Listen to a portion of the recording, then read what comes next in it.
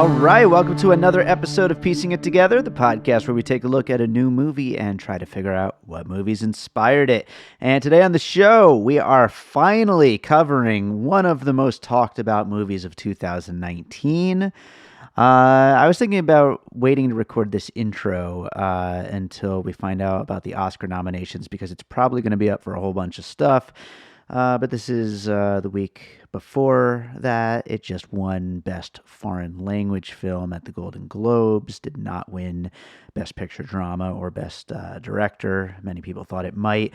It is, of course, Bong Joon-ho's Parasite. If you don't know it, it's a Korean film. It deals with class warfare, although really you should go watch it first and then come back and listen to this. Everybody's been talking about it. Anyone who is part of the film world, the world of talking about films online knows about this movie. It's been something that's been talked about nonstop all throughout 2019.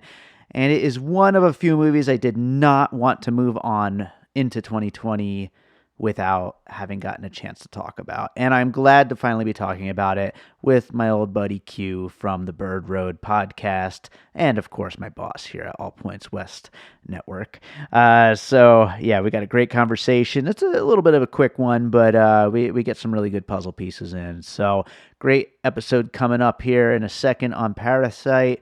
First, I do want to remind you, make sure you are subscribed to Piecing It Together on your podcast app of choice. You can rate and review us on Apple Podcasts and also on Podchaser.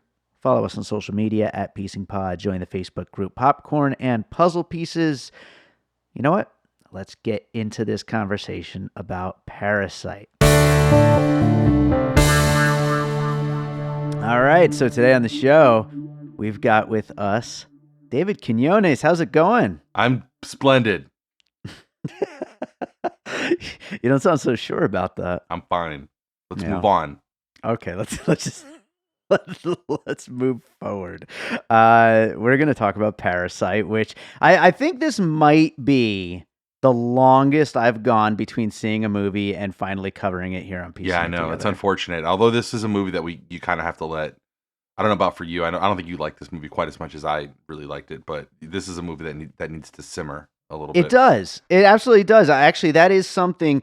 This movie has very much grown for me as I've moved further away from it and like really thought about, what exactly he was trying to do with it, what he's trying to say, and different, we'll get into that as we get into some of these puzzle pieces. But I do like it quite a bit more than when it first came out. It's also a movie, and people have been asking me about Parasite for months now. Like, oh, is Parasite really, as good as people say? And I almost want to like temper their expectations because that's part of the problems. I went into it like, oh, okay, this weekend I'm going to see the greatest movie ever made, according to everybody on Twitter. Right. And the other quandary with Parasite is when you're presenting it for other people or preparing it for other people, is reading the room. Like this is not a movie for everybody, and there's a lot of people who, even if they're people who appreciate. I don't know what you would call this, auteurish cinema, I guess. Sure. Like people who aren't just Michael Bay fans. By the way, you got to get me on for 6 Underground. You still haven't done a 6 Underground episode. I half watched it on New Year's Day, but I was kind of out of it. It's probably the best movie of the last 25 years. 6 Underground is incredible. But this movie, even if it's people who aren't, Michael Bay, shoot 'em up, like, kind of basic bitch movie people, if they're people that have some taste or some insight into what makes, auteurish movies good.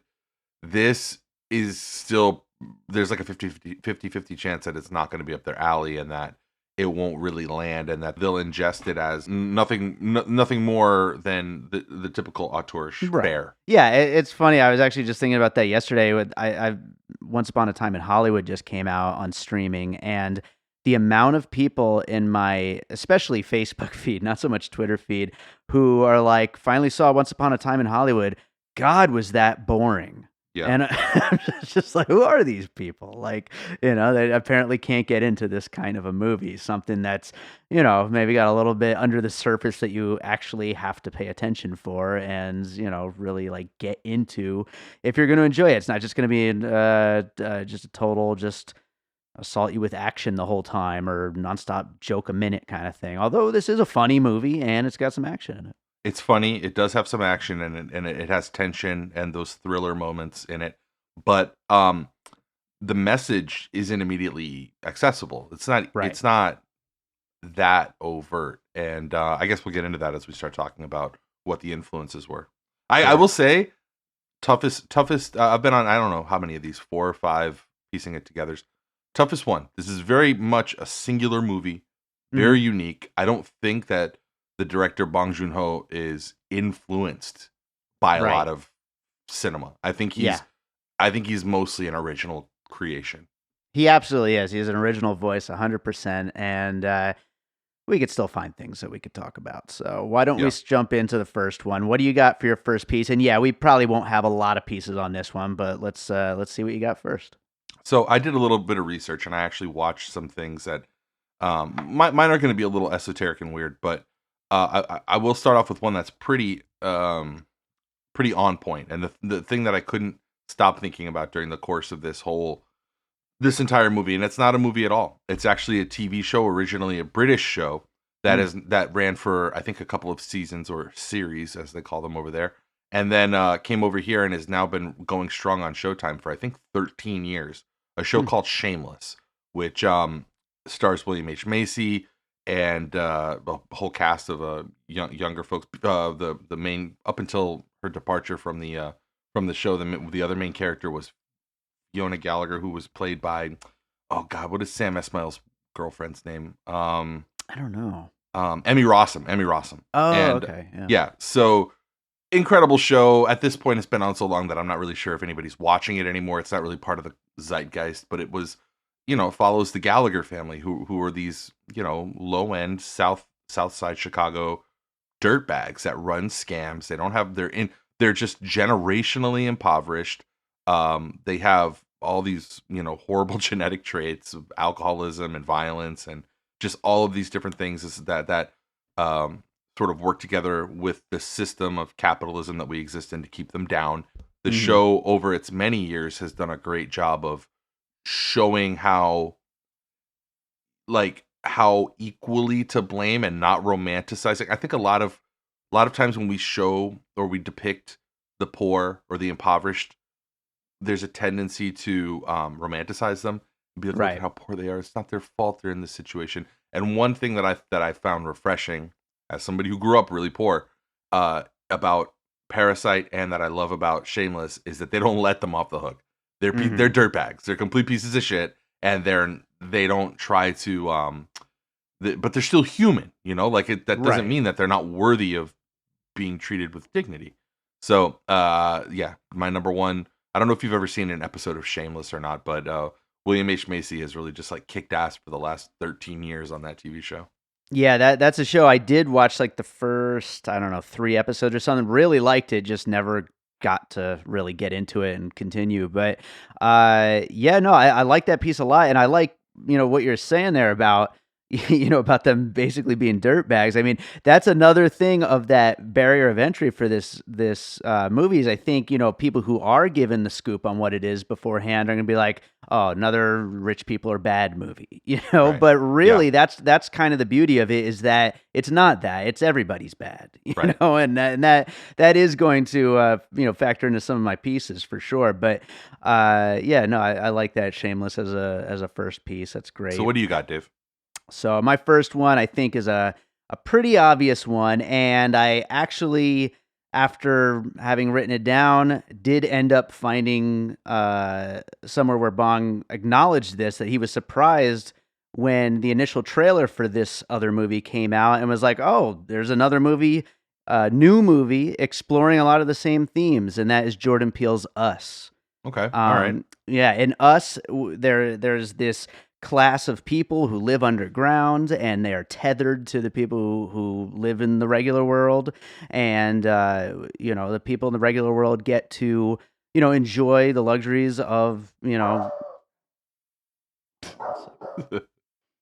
have a literal child here, and she's making less noise than that. Harvey, stop being a literal child.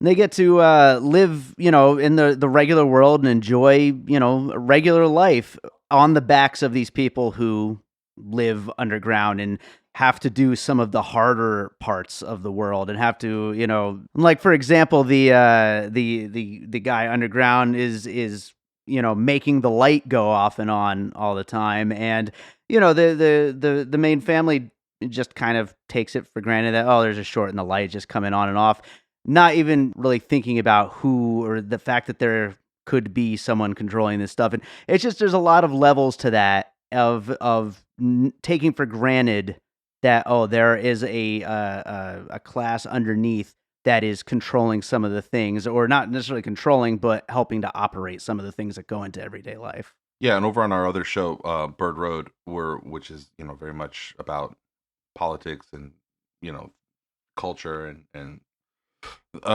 fart jokes, I guess, but also like we've talked before about how that's a feature, not a bug of capitalism, right? Like Yes. that in order for us to, even you and me, just to live our generally like middle class normal existence, like there has to be, for every one of us, three or four people who are immiserated and Yeah. and just barely hanging on and are smashing their head against a a light switch to turn it on and off for us. Like there Yeah. has to be pain, there has to be suffering, there has to be tethered people, there has to be. I personally, and I'm interested to hear what you think about us. I don't think we ever talked about that movie together. Where do you put that? I know you only has two movies, but I guess in the pantheon of that like new horror. Like, did you like Us? What'd you think of Us? The thing about Us is I think it tries too hard to answer all of its questions, and Yeah, it drags the movie down way too much. It asks too many questions, answers too many, doesn't answer enough, and it just kind of goes up its own ass a little bit as far as storytelling is concerned. I think Jordan Peele is a really effective filmmaker, though. I think he is going to make some really incredible movies in his career. I just think he, maybe didn't have a full plan in place when he went yeah. into I that wasn't. one. I wasn't super fully on board with Us. I thought it was good. It was a good Yeah, movie. sure. I mean, we had that. You and I had a thread recently where we were talking about potentially creating the Oscars, potentially creating the best first time director award, Mhm. and that reminds me, he's like the perfect example of that, right? Where Sure. I don't think he had directed a feature before Get Out, right? I don't think so, Yeah, and but unless he it had was done that incredible. Keanu movie, I'm not sure, but Yeah, I don't know if reg that counts. no one's awarding that, though. That's not getting any awards. So Dave, from one of the more progressive filmmakers of color to of our day, as we transition from your puzzle piece Us to my Sure. next piece, um, a film that's not that. A film that I actually went and watched and is available on YouTube and that you can actually find and is very old. I didn't watch all of it, but I was in my research. I found that there was so many comparisons to this and Parasite that I had to check it out. It's a movie called Intolerance. Intolerance was put out in 1916. It's a silent film, obviously, 1916. Sure. Directed by D.W. Griffith. Does that name ring any bells, Dave? No, So does not. D.W. Griffith, the director of Intolerance, had just come off of a movie in 1915 that he had made called Birth of a Nation. Oh, So, okay. any film buff knows that Birth of a Nation is a very controversial movie that depicted the Ku Klux Klan Mhm. in a in sort of a valiant in a positive light, and was very much in tune with the times, portrayed African Americans and slaves as cartoonish and very negatively. It was a Sure. horribly racist movie, especially if you look back at it and watch it with modern day I guess sensibilities. um Now, what's funny about this movie, which was like a set of four different vignettes that explored different class struggles from like ancient Babylon through like biblical times, through the Renaissance, and then sort of a more modern American story that was set in 1914. Um, and all of them explored similar class struggles to what Parasite did, or what Parasite dived dived into. Um, what I thought was funny about this was the movie's title, while each one of the vignettes was about their own type of intolerance, the movie's title itself was actually D.W. Griffith's sort of parry back at people who he said were intolerant of Birth of a Nation. Mm, So I just thought that had a lot of resonance with the modern moment that we're in, where this, like, you and I talk about this all the time with, where does a creator end? Where does a creator end and the commercial response begin? Like, what sure. should people be allowed to make? Is there anything that people shouldn't be allowed to make? And I wanted to have something a little bit more esoteric like this to add into the conversation. That 104-year-old movie that is actually really incredible to watch. It looks really good considering it's 104 years old. Yeah, And I wonder if that is the oldest puzzle piece that's been cited on this show, could or be, if one could one be. of my film nerd co-hosts has brought something up that was earlier. I don't know. It's possible, but yeah, no, it sounds like it definitely is a good one to bring up. What do you got? So next up for me, when I first saw this movie, because I went in blind, other than all of the insane praise, and I purposely did not watch the trailer. I wanted to just totally go in blind because I had heard that is the best way to do it.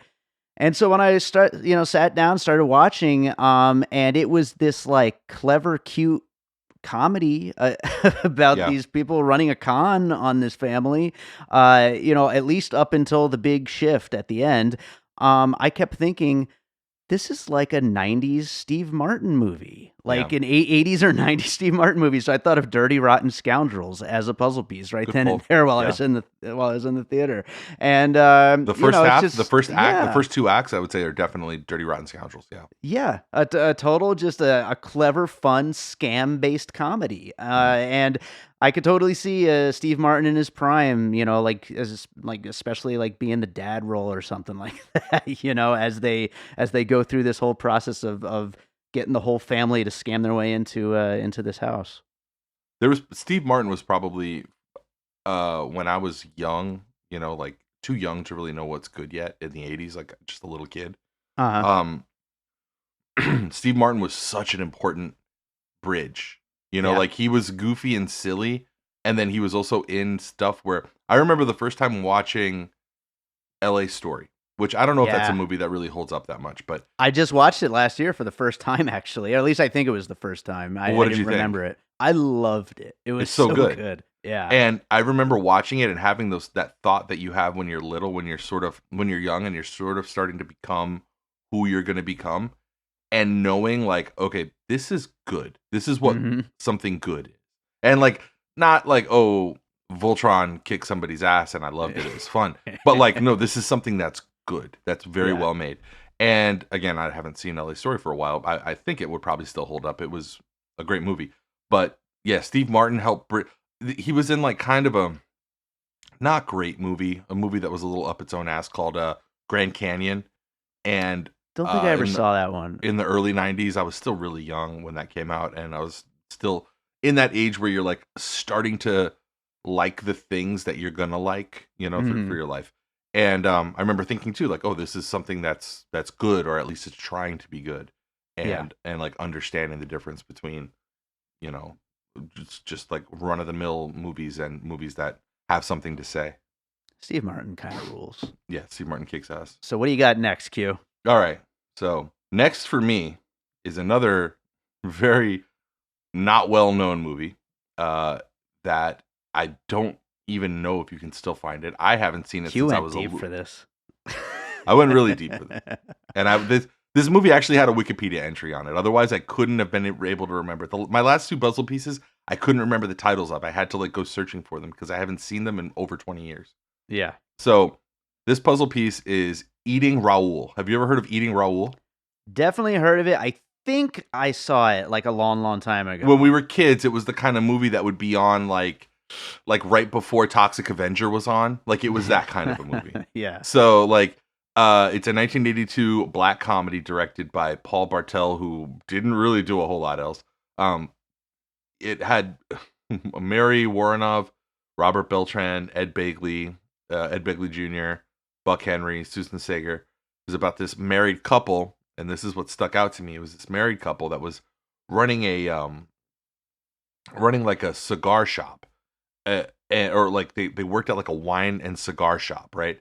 And they basically would push their. I don't remember if it was like that they were cooking the people, like some of the rich people that would come to their cigar and wine shop. They would either kill them, cook them, and serve them, or something like that. But it had a lot of the same overtones, and it's a crazy movie. I honestly wish that I could tell you where to go watch it. I don't even think it's anywhere you can find. I think it's a movie that's lost to history.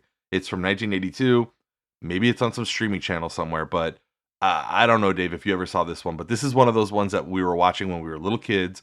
It would just be on, and you knew you shouldn't be watching it because there was sex, and there was like people getting drunk, and there was like fucked up stuff, and and I mean, you were like 7, 8, 9 years old, and you knew that you weren't supposed to be watching it, and if your parents caught you, you'd be in trouble.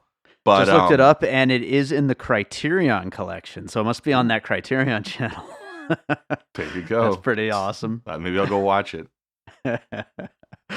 Yeah, I got to revisit that because I'm sure I saw it back in the day. Like you said, one of those the weird adult movies that like you're like, what the hell is this? But you're like, this is kind of great when you're a kid. Yeah, exactly. Yeah. Love it. Has that childish sort of whimsy to it that I think that Parasite had. I love that so far we've gotten in our puzzle pieces, we've gotten William H. Macy, Steve Martin, and Ed Begley Jr. What a great like trio of comedic actors, like just schmucky comedic Cast those actors. Seriously, yeah. My God. All right, I got one more after this, Dave. What do you have? Okay, so my next puzzle piece, a movie I love to bring up on Piecing It Together. It is Darren Aronofsky's Mother. Oh, Jesus. Yes. Well, I hadn't thought of this until this morning, actually, but the main, there's obviously plenty of ways to look at Mother and different layers of what it's saying and all that. But I think the best way to read it and the most important takeaway from it is that people are terrible and they are parasites that are destroying this planet, And so I think that looking at Parasite from the most cynical point of view is everybody being just terrible, like we were talking about earlier. Of course, you root for these people, certainly through the first half of the movie. Then things fall apart and get violent and get horrible. But nobody's good really in this situation, and I tend to lean towards everybody being bad in real life too. So. The thing that really sets Parasite apart from a lot of the movies that we're talking about is just the suddenness and the tragedy of the ending of it, and the way that it closes up. And it separates it from my last puzzle piece, which is a movie that, thank God I did my research, but because I almost called it the wrong thing. Okay. In my head, I thought that I was talking about a movie. I thought I was talking about the movie Down and Out in Beverly Hills, which is not the movie that I wanted to talk about. That's like an old Nick Nolte vehicle that from the 80s. The movie I actually wanted to talk about, and again, thank God I looked it up, was the Natasha Lyonne movie Slums of Beverly Hills from 1998, which is another sort of black comedy film. It starred Lyonne, Alan Arkin, Marissa Tomei. They were this broke family that was living in Beverly Hills as a way to keep. What they were doing was it's set in the 70s, I think in 1976, and Alan Arkin's character, because of the energy crisis, he can't find a decent job selling Oldsmobiles, and they're basically living on the come. They're living like, just hand to mouth, renting apartments and then moving from apartment to apartment as they're getting evicted, all in Beverly Hills, all in an effort to keep Natasha Lyonne and her brother in the prestigious good schools in that school district. Right. And it's a movie about a family that's pulling scams. It's a movie about a family that's perpetually broke, and it's a movie about a family that there's some divisions and disagreements and fights, but they mostly love each other and have each other's back. And at the same time, some of them want to break apart and do their own thing, which was a theme in Parasite, where each of the there's the famous scene, the I thought was a really iconic scene in the living room where they were just kind of bullshitting with each other, getting drunk Right. and Yeah. talking about like what they would plan to do. And yeah, that energy is very strong in Slums of Beverly Hills, which came out in '98, and it was a good movie. I would recommend anybody watch it. Absolutely. Wasn't that one they used to play on Comedy Central a lot? I feel like that used to be on Comedy Central all the time. Yeah, in between Chris Farley reruns. Yeah. But yeah, no, great movie, and I hadn't thought about it in a long time. That would be interesting to revisit. But yeah, great piece, and I will do one more. This is a movie I haven't seen since high school. I honestly mostly just remember the box art.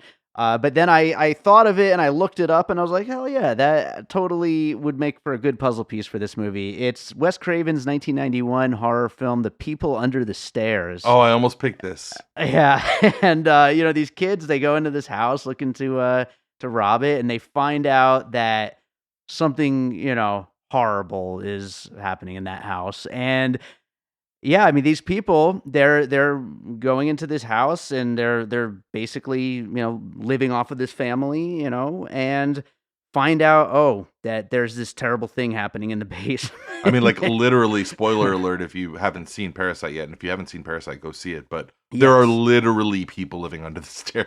Yes, absolutely. And of course that is once that is set in motion, that's when this movie begins to take a very different tone. And that's where a lot of, the really interesting things that Bong has to say with this movie really starts to come out with, especially with there being, you've got this poor family that is, scamming their way into this rich family's house, but then there's people even worse off than them, living even further underground, and just how that cycle just, continues. And it's pretty damn bleak, but it's very, very well done the way that there's different levels to that, and literal levels to it as you get under the stairs. I So, like it, Dave.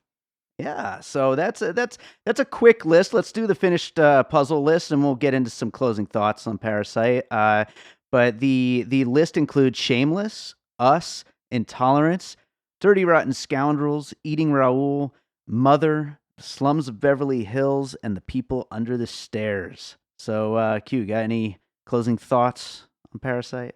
I loved Parasite. Parasite was my favorite movie of 2019. All right. I other than maybe Six Underground, which Yeah. is not fair to compare any other movie to Six Underground. But yeah, it was great. Again, it was singular. It was unique. It was original. I mean, it's hard to do a show like this to try to find like these common threads, because guaranteed that not one of the things that you and I just said has Bong Joon-ho actually drawn any kind of real inspiration Sure. from. Yeah. He's a creature of his own mind, and It's kind of like our Irishman episode. It's like, come on, it's Martin Scorsese. Martin Scorsese, He doesn't have influences. He does, but they're from the 20s on back. right. His influences are from like like a racial slur that somebody yelled at him in the 40s when he was a teenager. Like that's what his influences are abuse. Like his influences are like people dying of the gripe in the fucking depression. Like Yeah, his film is not what he gets what he gets totally. influenced by. Well, yeah, I like I said, this movie really did grow on me quite a bit. It raised way up my list as I was making my end of the year list of movies, and I do think also, as far as movies that deal with class warfare, or the disparity between the different classes, I think this is one of the best movies that deals with that issue, and that is a very popular thing to deal with right now. I mean, I didn't use them as puzzle pieces, but things like Ready or Not and even Knives Out, and there's been a lot of movies this year that have dealt with it, and the last couple of years, and I think that that's going to be something we continue to see with the way the things that we talk about on Bird Road all the time have been going. One last thing I did want to talk about before we close this thing up is it seems like, as much as it really shouldn't happen, it seems like an American remake is pretty much inevitable. What do you think about Please the don't let it prospect of happen.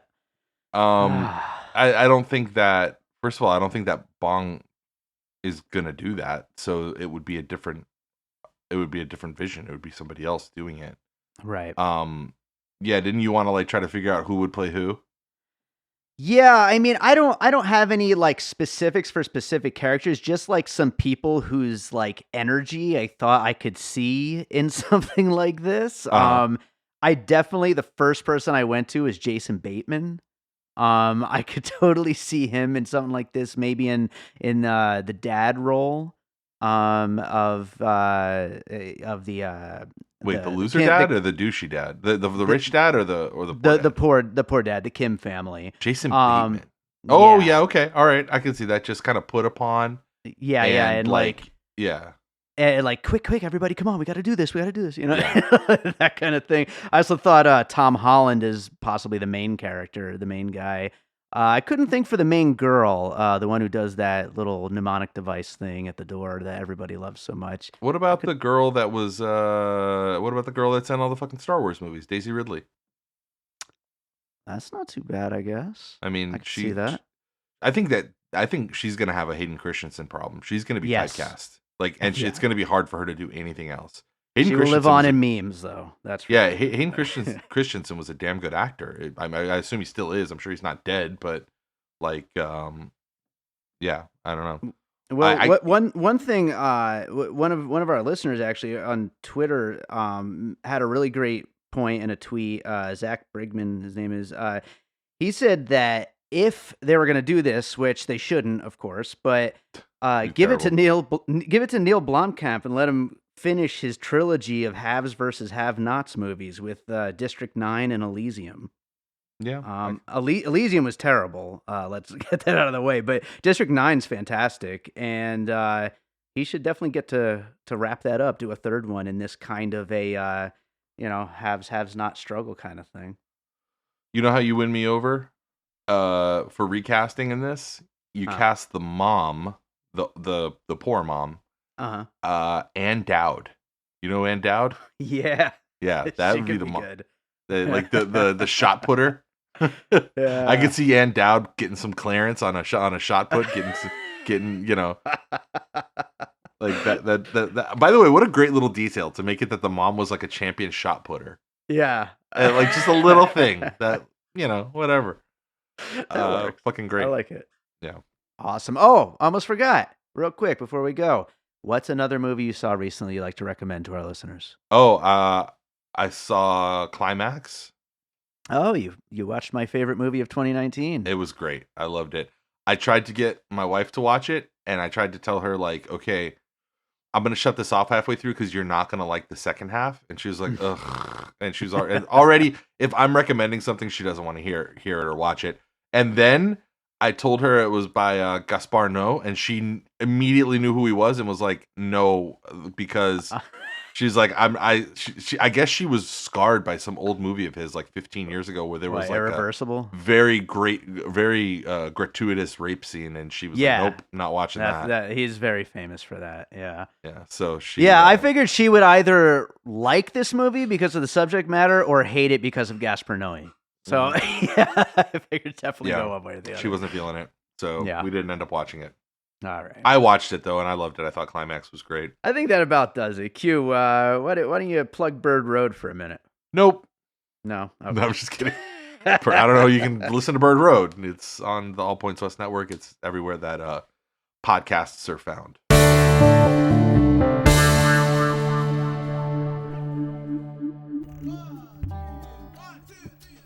Are you tired of stumbling across the same old kind of podcast show with a couple of white guys every other day, talking about different forms of entertainment such as movies, music, video games?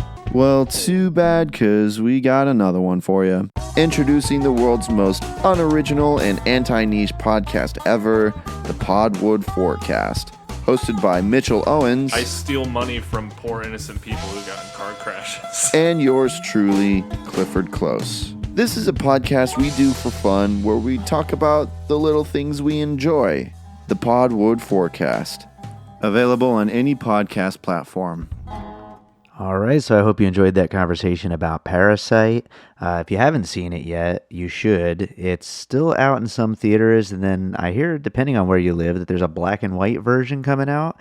But, of course, the reason why we scheduled it for release this week is because it is now available for rent and to purchase on demand. So definitely go check this movie out. It is worth seeing, and it's probably going to clean up a lot of major awards and at the Oscars in a couple weeks. So definitely make sure you see this thing. So that does it for today. I want to remind you all, as always, to make sure you are subscribed to Piecing It Together on your podcast app of choice. You can rate and review us on Apple Podcasts or Podchaser. Follow us on social media at Piecing Pod. Join the Facebook group Popcorn and Puzzle Pieces. And, of course, you can sign up for our Patreon, where this episode has been available for a couple of weeks now. But sometimes when we record an episode and we're holding on to it until a VOD release, we put them up on the Patreon early. Also, we're going to be recording some special bonus content for there. Also, I'm going to be releasing some music stuff early in there as well soon. More details on that to come. But first, I got to get back on track. I've been sick for the past week. It's been throwing me all kinds of off, which you wouldn't know considering we had 3 episodes last week, but they were all in the can and they were all ready to go. So that made things a little easy for me while I stayed in bed and slept through all of last week. But I think I'm just about better and ready to start recording some new episodes. So lots of new stuff coming your way. So with that said, I think we should close this thing off with a piece of music as we always do. And I think a good, weird, dark track to go with the kind of themes that end up getting explored in a movie like Parasite. One of my favorite tracks from my album, An Unseen Sky, it's a track called A Stranger. I love this track. I always wanted to make a music video for this one, and maybe we eventually will, because, there's no reason not to. All I got to do is get a team together, get some people together, and make this thing come to life. And I think that still might happen one of these days. But for now, I got to record some new music. I got to make more podcasts. And I got to play you this track, A Stranger. We'll be back with more Piecing It Together coming up later this week.